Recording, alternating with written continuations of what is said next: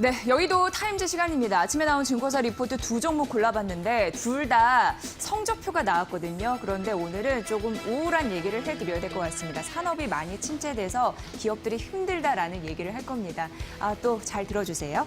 자, 오늘 두 종목인데요. 바로 자동차 섹터 현대 기아차 4월 도매 판매 실적이 나타났거든요. 그리고 SK이노베이션 이렇게 만나보도록 하겠습니다. 자, 과연 현대차가 4월에 도매 판매 얼마나 차를 잘 팔았을까? 해외 쪽에서 엄청 망가졌습니다. 해외 쪽에서 보니까 88,000대밖에 못 팔았어요. 엄청 작은 수치입니다. 이게 전년 동기 대비해서 70% 이상 떨어진 거거든요. 해외 공장이 문을 닫았잖아요. 그리고 코로나19 때문에 수요가 급감한 흐름도 있었고 대표적으로 세계 주요 차 시장이 미국인데 미국에서도 신차 판매가 54%나 준 흐름들이 있었고 유럽도 난리가 났죠. 유럽에서는 프랑스가 89% 급감을 했고 이탈리아는 거의 전멸입니다. 98%가 급감한 흐름들이 나타났습니다. 결국 좋지 않았고 현대차도 실적에 타격을 입은 거예요. 4월 판매가 70% 이하였습니다. 그런데 그나마 괜찮은 흐름들은 내수 시장에 있었습니다. 내수 시장 보면은 내수 시장이 0.5% 감소한 거거든요. 해외 시장은 70% 뚝 떨어졌는데 그나마 선방했다고 볼 수가 있습니다. 왜냐하면 코로나19 영향은 받았습니다만 그래도 빨리 회복이 되는 흐름들, 소비도 살아나는 흐름들이 있었습니다. 그리고 정부 정책, 오늘도 저희가 속보로 정책들 막 얘기해드리고 있는데 국가에서 이런 얘기를 했습니다. 개별 소비세 인하. 그러면서 앞으로도 이제 경쟁은 치열해질 것으로 예상되지만 결국 국내는 내수인가라는 생각을 하게 하는 대목이에요. 이 현대차, 기아차 같은 경우에는 신차 효과를 조금 더 모멘텀을 받을 수 있을지, 과연 이 해외에서 구멍이 뻥 뚫린 것을 상쇄시킬 수 있을지 이 부분에서 보시면 도움이 되실 것 같습니다. 아무래도 여러 가지 좀 있는 그런 상황이죠. 자, 그렇다면 현대차는 뭐가 잘 끌어줬을까요? 우선 그랜저 판매 실적이 괜찮았고 아반떼 풀 체인지 모델이 출시가 돼서 이쪽도 괜찮은 흐름을 보이고 있다고 합니다. 순조롭게 순항을 하고 있다고 하는데 앞으로 조금 더 보셔야 될 것 같습니다. 자, 그렇다면 기아차의 흐름은 어떻게 될런지 만나볼게요.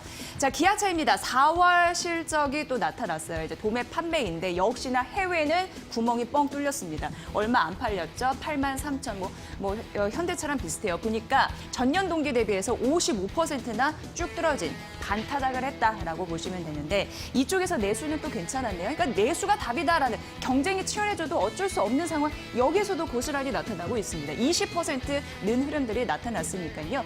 기아차 같은 경우에는요. 3월에 출시가 됐죠. 4세대 소렌토 이런 부분이 좀 강력한 모멘텀으로 작용하고 있다고 하니까 보셔야 될 것 같아요. 주변에서도 기아차나 현대차 살 때 어떤 차종을 사는지 관심 있게 지켜보시면 도움이 되지 않을까라는 생각을 하게 됩니다. 자, 어쨌든 잔인했던 4월이에요. 현대차, 기아차. 그런데 이 부분이 중요하겠죠. 2분기 실적에 대한 경고등이 반짝반짝 켜 있는 상황인데 결코 좋지 않은데 글로벌 시장도 마찬가지입니다. 여기 보시죠. 포드, GM, 도요타, 닛산 지금 거의 탑 기업들만 말씀드리는 거고 이 줄줄이 BMW 이것도 말할 것도 없어요. 포드, GM 보면은 이게 쭉쭉 떨어지고 있는 상황입니다. 가파르게 떨어지고 있는 그런 상황인데 모두 추락하고 있는 상황이죠. 자, 포드 같은 경우에는 도매 판매 실적이 20% 넘게 급감할 것으로 예상되고 있는 상황에서 포드 같은 경우에도 여러분 잘 보셔야 되는 부분이 모든 권역에서 두 자릿수 감소세가 나타났고 안방만이면 미국이었거든요. 미국을 제외하고 전 지역이 영업 손실, 적자가 예상된다라고 나타나고 있는 상황이고요. GM은 실적 발표됐더라고요. 양호했는데 문제는 올해 대비해서 주가가 40%나 미끄러지는 흐름들이 나타나주고 있습니다. 자, 도요타 같은 경우는 사실 긍정적인 흐름들이 있거든요. 왜냐하면 4년 만에 주요 차 시장에서 1위를 차지를 했습니다. 그런데 이게 웬일? 코로나19가 터졌죠. 그렇기 때문에 또 쭉 떨어지는 흐름들이 나타났습니다. 닛산도 영업 적자는 지속이 될 것이다라는 예상이 있어서 처참한 흐름들을 보고 계십니다. 우리만 잘못한 게 아니라 글로벌 시장도 지금 다 피를 흘리고 있다라고 얘기해 볼 수 있을 것 같습니다. 자, 그렇다면 무슨 부분을 봐야 될까요? 완성차 업체가 이렇게 못하고 있는데 부품 업체들은 더 힘들겠죠? 앞으로 수요도 감소하면서 이런 부분에 타격은 있을 것으로 예상됩니다. 2분기 실적도 보셔야 될 것 같고요. 어려운 자동차 시장 언젠가 풀릴 수 있을까요? 주변의 경제가 어렵다니까 차 사는 사람 많이 없죠. 이런 흐름에서 우리는 리포트의 내용을 알 수 있었습니다. 자, 그리고 이게 또 중요합니다. 두 번째 가보도록 할게요.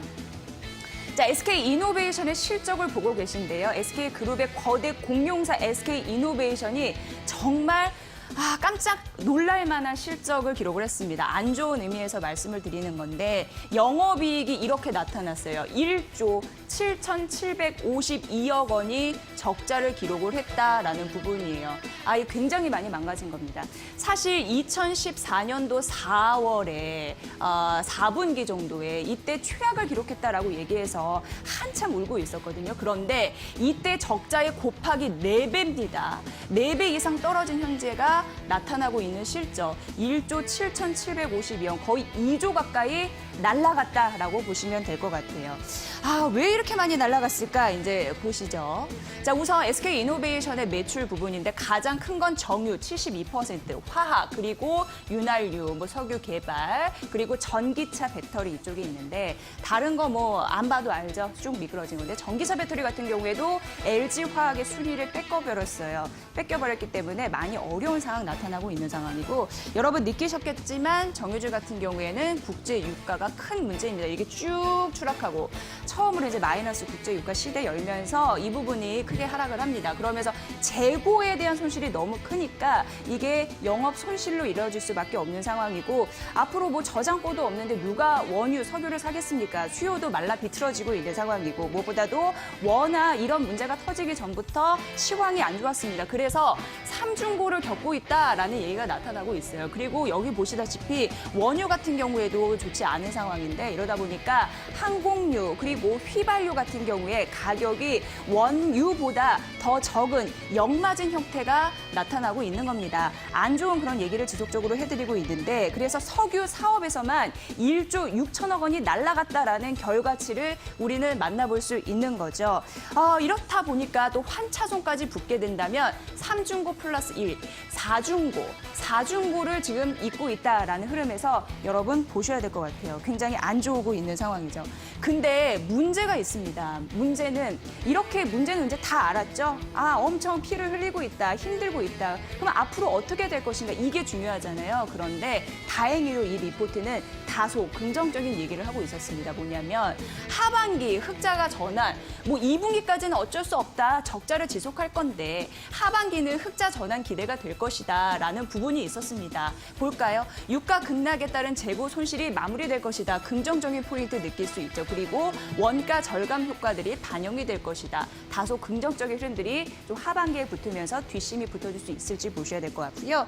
그리고 약간 골칫덩이였던 전기차 배터리 부분, 이 부분이거든요. 이 부분이 긍정적일 수 있을지 보시기 전에 이 부분 좀 만나볼게요. 일단 이 파랑색 보이시나요? 이게 SK이노베이션이고 이 회색이 S-오일입니다. 그런데 SK이노베이션이 S-오일 대비해서 시총이 1.2배예요. 그런데 주가는 비슷하잖아요. 그러니까 SK이노베이션이 저평가됐다라고 얘기를 할 수 있습니다. 이 원인이 앞서서 잠시 힌트를 드린 전기차 배터리 부분에 있는데 이게 돼야지 할인 요소가 없어지면서 올라갈 거 아니에요. 시총의 그 느낌을 그대로 받을 거 아니에요. 그래서 그 부분을 봤더니 그 부분도 이제 괜찮아질 가능성이 있는데 당장은 아니고 당장은 여기니까 2022년부터 괜찮아질 것이다라고 빨간 박스를 쳐놨습니다. 전기차 배터리 BEP를 달성할 가능성이 있다라는 부분이에요. 긍정적인 효과를 얻을 수 있을지 LG화학과 소송 지금 대기 그 과정을 밟고 있는데 다양하게 구상을 하고 있다라고 얘기를 했고 그리고 매출 예상치 10% 낮춰 잡았으니까 이 부분도 참고해 보시고요. 어쨌든 이 리포트에서는 전기차 배터리 이쪽도 나중에는 괜찮아질 수 있다라고 결론을 맺었습니다. 어제 사상 최악의 실적을 기록하고도 3%대 상승하면서 마감이 됐거든요. SK이노베이션은요. 앞으로 하반기는 조금 더 괜찮아질 가능성이 있다고 하니까 잘 참아보셔야 될 것 같습니다. 갖고 계신 분들은 고민이 많으실 텐데 이런 부분 리포트, 애널들의 분석 잘 참고하시면서 이 어려운 시련의 계절을 잘 견디시길 바랍니다. 저희도 응원하도록 하겠습니다. 자, 이상 여의도 타임즈 시간이었습니다.